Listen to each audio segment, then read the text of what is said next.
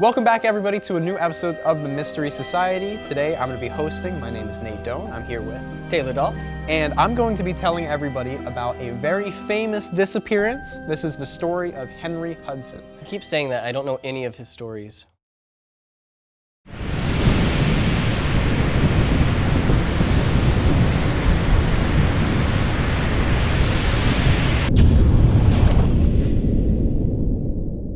But you've heard, maybe you've heard of Henry Hudson. Have you heard of the Hudson River? Yeah. Okay, great. That took a second, but great. Despite being like a very famous explorer, like among the most famous, like Columbus, Ponce de Hudson. Leon. Who? Ponce de Leon?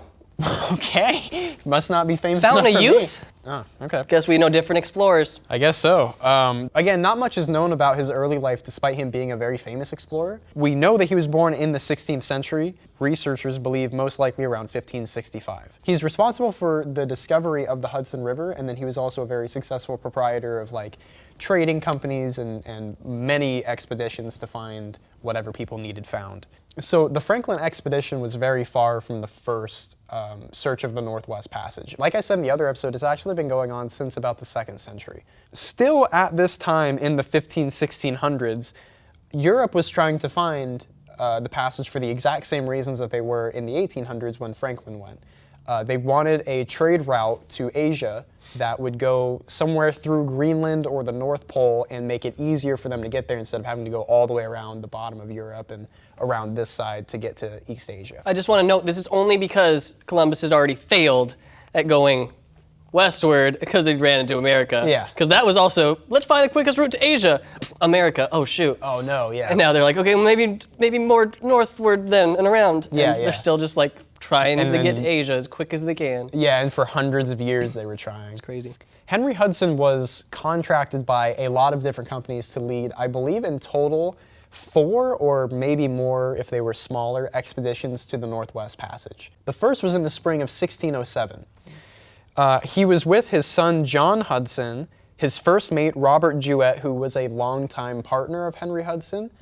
This is a little odd because they actually had a lot of tension between them. Like in almost every log that Robert Jewett is in, Henry Hudson's log and Robert Jewett's logs both make it seem like they don't really want to work together. Like they don't like each other.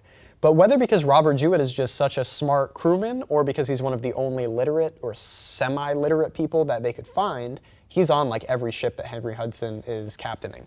This first expedition, they're looking towards the North Pole to find an ice-free passage towards Asia.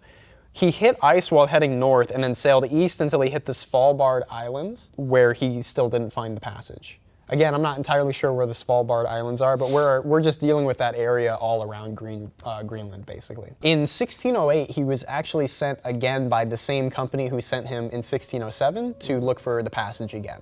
This time, he was between the Svalbard Islands and the Novaya Zemlya Islands. I don't think in a million years I could pronounce that correctly. There's a lot of like L's and Y's next to each other in that name. So. Is this near like Finland or something? No, again, this is all just by Greenland. Oh, these are all Greenlandish Yeah, names? so we're still like north of the US, kind of by Canada, Greenland, all of that. Oh, okay. That's kind of the area we're dealing with. On this trip, he again finds ice everywhere that he goes and returns to England in August of the same year. On this expedition, it was also clear that there was a lot of tension mounting between Robert and Henry Hudson.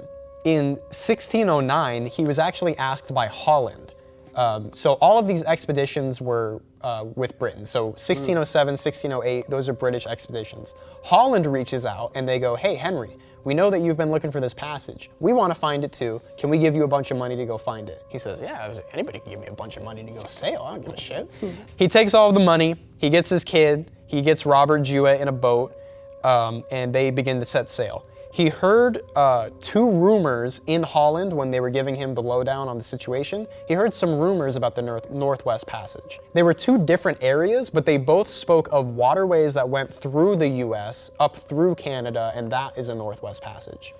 I don't believe it exists that way, but that's what they believe. These were the rumors. When Holland asks him to go find the Northwest Passage, they actually aren't asking him to go northwest at all. They think that rather than it being somewhere in the US or around the US, they think it's actually far to the northeast, almost like a northeast passage. Right. Holland says, listen, Henry, you are to go northeast, you are to find the passage. If you don't, you are to turn around and come immediately home. And I imagine he was like, yeah, sure, whatever. They set sail with all of his crew members, his kid, Robert Jewett. They immediately hit bad storms heading northeast. Henry Hudson decides, we're not gonna find anything here, let's just turn back. Then after a little bit of thinking, he turns to the crew and he goes, hey guys, I did hear some rumors about some waterways in North America. Are you cool if we go see them? The crew was not happy at all about this. They were like, this is complete bullshit, but you're Henry Hudson, so we'll do it. So Robert Jewett, after this journey in 1609 to find the Northwest Passage through these waterways that there were rumors of, he actually wrote a book when he got off the ship. And the book was called The Third Voyage of Master Henry Hudson Towards Nova Zembla, and at his return, his passing from Faroe Islands to Newfoundland, and along to 44 degrees and 10 minutes, and thence to Cape Cod, and so to 33 degrees, and along the coast to the northward, to 42 degrees and a half, and up the river near to 43 degrees. Did he leave anything for between the covers, or is that just the whole stories right there on the front? You'd be surprised. It's like a 2,000-page book. Gosh. He basically says that Hudson sailed up and down the east coast of North America, going as far down as Chesapeake Bay, then turning around and going back up the coast towards New York Harbor.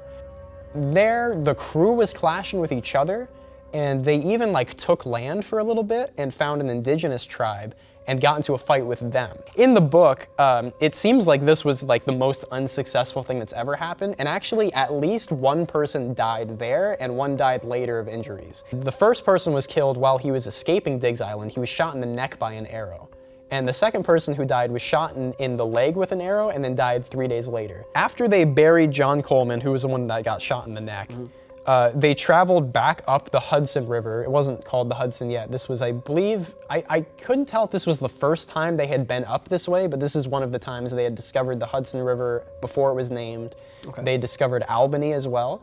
So they explore Albany. They don't find the waterways that were, rumored to be there. So they head back to Holland. On their way back to Holland, they're stopped by the British police, the British government, basically. And they say, listen, everybody on this ship who's British is coming with us. We're taking the boat. Henry, we're very upset at you. We're not doing anything to you, but we're very, very cross with you, and you're not allowed to sail for Holland anymore. And Henry's like, that's it? Okay, whatever. And he got off the boat, went back to Britain. He secretly wrote his discoveries to Holland so that they would pay him and everything. Yeah. And then he was like, well, I'm gonna go back because I still think those waterways are there, but I'll do it with British investors this time so that nobody gets mad at me, takes my boat and all of that. So he starts crewing up for a massive expedition to the Northwest Passage, thinking this is it, we're gonna find it. He wants to go back to the US coast and try to find those waterways that he had heard about. So in April of 1610, they set out again, him, his son, Robert Jewett, and the rest of their crew in a brand new 55-ton ship called the Discovery. They stop for a brief time in Iceland, travel through the Hudson Strait, up the Hudson River, back to around the area they were at, and then they start looking for the Northwest Passage. He immediately just starts hitting dead ends left and right. He goes to James Bay, there's nothing. He goes here, there's nothing. According to there's only one account of what happened here from somebody named, I believe it's Abacus Prickett, and he's illiterate. I mean that because how's his math? He's probably pretty great. I mean Abacus that because is a calculator, guys. You can laugh. It's fine. Oh, I didn't even get that. Go ahead. I read what he wrote. I tried to. It's very, very, very, very, very hard to get through. He's using the wrong letters a lot of the time, so you can't. I mean, it's almost unreadable completely. Mm-hmm. In his account, whether it's true or not, he's basically saying that Hudson starts wandering aimlessly. He doesn't really have a clear space in mind to search. He's just going from coast to coast, maybe it's here, maybe it's here, maybe it's here. The crew is getting very upset about this. Henry Green, Robert Jewett, and William Wilson, who are 3 crew members, obviously Jewett is the first mate, right. They begin to convince the rest of the crew that mutiny is the only option. Mm-hmm. They say, get all of the swords, get all of the pikes, put them in your room, get a musket, and keep it charged, and one of these days we're just gonna take this ship. Some of the crew was upset specifically because they believed Hudson was hoarding food, and then Hudson was making their quarters be searched, saying that they were hoarding food. Robert Jewett was demoted by Henry Hudson, and Henry Green was upset because Hudson had, this is weird, Hudson had given him a gray gown And then I guess Henry did something to piss Hudson off. And he was like, give me that shit back. And Henry was like, ugh! He was so upset that he was like, we gotta kill this guy. So then they started the mutiny. Everything finally comes to a head in June of 1611, and Hudson was held down. He's tied with his hands behind his back, and him and his son are forced by gunpoint into a very small boat. And a couple of people go with him. A couple volunteered, and a couple were forced because they were like, we think you like him, so you have to go. Loyalists. They let them trail behind the boat for a couple of days before they finally like dropped all the sails and like whoosh, they like got out of there and left the boat in its dust. Henry Hudson and that group were actually never seen again. And there's very little evidence to suggest exactly where they went or even what happened. Right. As for the mutineers, actually, as they're coming back, they stopped for land or something and to refuel or whatever they needed to do. And they ran into a bunch of refuel. Refuel? Refuel, I mean like their... Their food? Yeah, that's what I meant, but to... Resupply? Yeah, so they stopped somewhere to replenish their supplies, and they ran into a bunch of Eskimos there, and a couple of the crew members were killed. But oddly enough, and keep in mind, we only have Prickett's account of all of this, William Wilson and Henry Green both die on this island. After they leave the island, Robert Jewett dies of starvation. Prickett says it's mere want. He says he died of mere want, but I can only interpret that as starvation. But nobody was starving, just Jewett. They were like, yeah, everybody's full, and then Jewett died of hunger. And you're like, why? That doesn't make any sense. So I start to put this idea in my head of there was a mutiny, 2 guys die on an island, and they're like, we pin them as the ringleaders then. Like 2 of the ringleaders died. So what if there was just a mutiny and they were like, we don't want to be in trouble. So let's just say the guys who died were the masterminds behind it. We'll put it in the journal, and then when we get back, we just go, oh, we didn't do it, they did it, and they're dead now, so you can't try us. Right. And that's actually how it went. Yeah. When they got back to town, a couple of them were tried for mutiny, and they were all acquitted. So I start to think that either the first 2 guys died and they killed Robert Jewett, and they were like, no survivors, no traces of any evidence, we gotta kill everybody so nobody knows what happened. And then told, wrote in the journal that they were the mutineers. One of the people who sponsored that last journey, for some reason, they thought that he found the Northwest Passage. And they actually started a whole new company called the Northwest Passage Trading Company. And they were like, we did it, it was me and Hudson, we did it. We can go anywhere now. And then after like a year, he found out that it had not been found and they wouldn't find it in his entire lifetime. I've got some theories here and some further information that we found. In the town of Chalk River, Ontario, a rock was found that read HH Captive 1612. It was discovered in 1959, so it's been there for a while. Since 1612, yeah, probably. Or not, or somebody else did it in like 1942. Damn. So some believe that he had such incredible navigational skills that he made it to shore. Once he made it to shore, the Eskimos just like took him in captive and then killed and ate every single one of them. The only other theory, and this is like a legend, is some of the indigenous people, there was this legend that they came across a boat full of dead white men, but one boy who was alive, which would have been John Hudson, right? And I guess that boy they took and they chained him up outside with their dogs because they didn't know what else to do with him. They'd never seen a white man before. And I guess he just was left to die out there. But that account could not even be true, let alone be the Hudson expedition or anything like that. Here's some interesting things though. I came across this website. There's this guy who did a lot of research on Henry Hudson. He thinks that the last expedition was actually not to find the Northwest Passage. He thinks that Henry Hudson was too good of a navigator to believe that that area would have led out to like the sea or the ocean or anything like that, because it was so clearly fed by rivers. Yeah. So he thinks that whoever funded this last journey was actually telling Hudson that he had a secret mission where he needed to go to the Americas and set up a port where they could come and take the natural resources without anybody knowing. And so they believe that he was over there and wandering aimlessly because he couldn't tell the crew what the real mission was. So of course he was like, no, we're not going home. We're just doing this real quick and we'll turn around. Instead of what they thought, which was we're gonna be here forever looking for the Northwest Passage. So that was a very interesting theory. Yeah, that's the story of Henry Hudson, a very, very famous explorer. I definitely remember reading about Henry Hudson, I think they skipped over the mutiny in elementary school. Yeah. Yeah, as soon as you said that his first mate was suggesting that they mutinize, as soon as you said that, I was like, none of them want to get in trouble? Like, Yeah. one, doing that to your captain at all, like, it's horrible, but as you've said so many times, this is the famous explorer, Yeah. Henry Hudson. Oh, yeah. That they just signed his death warrant. Like, Yeah. none of those people thought that they were getting back home Right, safely. They had right. nowhere safe to go back home to, so Yeah. I fully believe that. And that's why That I theory came up of- with that theory that, Yeah. they either those three guys died and they pinned it on them, Right. or they killed at least one of them, Right, right, Robert right. Jewett, and we're pinning, like, they were the ringleaders and now they're dead, so we can go back home. And actually, one guy, I wish I remember which one specifically, but when he was tried for this crime of mutiny, he said that those three guys wanted to be pirates.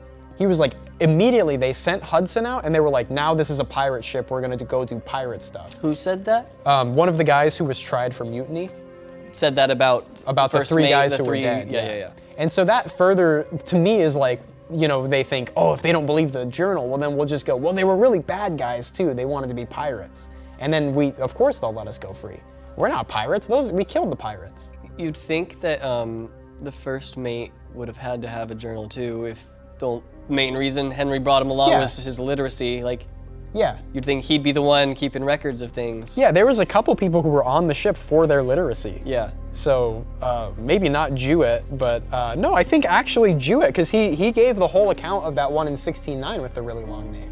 So if he did die, if the rest of the crew didn't kill him, what do you think would have been that cause of death? Do you think like you said, they were partners for so long, do you think he was so like in anguish at what he just did, maybe, that he just stopped eating or something? Like he just killed his best friend? I'm not really sure, because the way that they describe Jewett is as like an elderly man who's like really mean and really crafty, like almost evil an elderly man, cynical, skeptical, and dangerous is how he was described.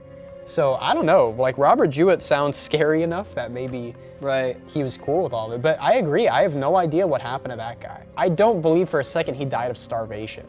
It doesn't make sense to me. I'm gonna go ahead and come to the conclusion that just being on ships for any extended period of time is probably just not healthy for like any human. gotta be a bad idea. It's just, that's so isolated, like Yeah. you never get to, when you want to go home, when you want to do anything, you just can't. Like imagine if you were taking a plane trip across imagine if you were getting loaded in a plane, like, yeah, but you're gonna be in here for a few days in the sky. I couldn't do that. Yeah, I'd lose my mind. Yeah. So it's And to think understandable that some of years- these guys just like, I don't think any of them are thinking very clearly when they're out there on the water, Yeah, no. honestly. So that's the story of Henry Hudson. Very famous man, very interesting, sort of mysterious story, because you really don't know what happened. And where did Henry go? Why did they do it to Henry? What happened to those other three guys? I like it. There's a lot of layers there. Maybe we'll get some answers someday. Probably not. Maybe we'll find his little rowboat at the bottom of the ocean, And they're still in it. Hey, we're over here. still rowing. Thank you guys so much for watching this episode of the Mystery Society. We will be back on the next episode with a great story from Taylor about... Oh, I'll be telling you the mysterious disappearance of George Smith. We appreciate all of the support we've already gotten. You guys have been incredible with that. We'll see you guys on the next episode. Thank you.